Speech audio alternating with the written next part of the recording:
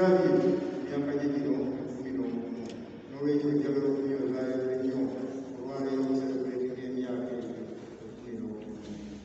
ate njagala kumwanjula mu ngeri y'enjawulo kyafuuka kaleuka enkaluka zizuulidde n'olwekyo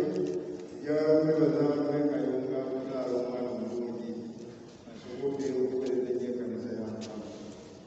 nga sinagenda kumusingako awa njagala okwebaza kuba kino tetuloba mu maaso abantu betuloba wano mu maaso gaffe beewo betwogerako kwa PWD abeetaamu ekintu tuyita special needs era oba tebayambibwa ebiseera ebisinga basigala nnyo enyunga bakola ate nga balamu n'olwekyo njagala okwebaza ekkanisa okuwaayo naddala ekitongole kibitaddemu ensimbi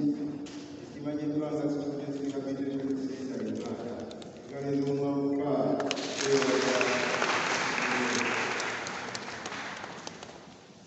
basebo ne bajja okwebala ebyobwebala eddala olw'okuwaayo omuwaddeeyo olw'abantu bano abalina okwetaaga omunaku obw'enjawulo ate ne muteeweesaweesa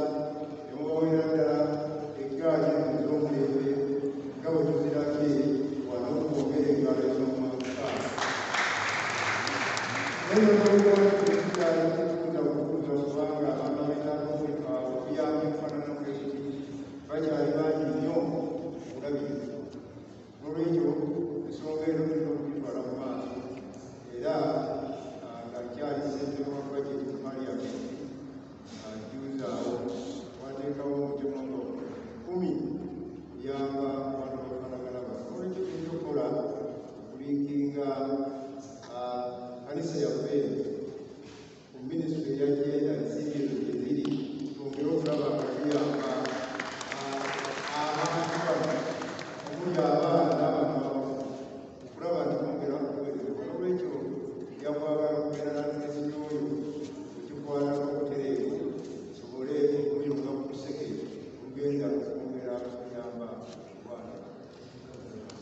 obwana awamu n'ebyo nga ntwala omukisa guno tongoza obwayo buno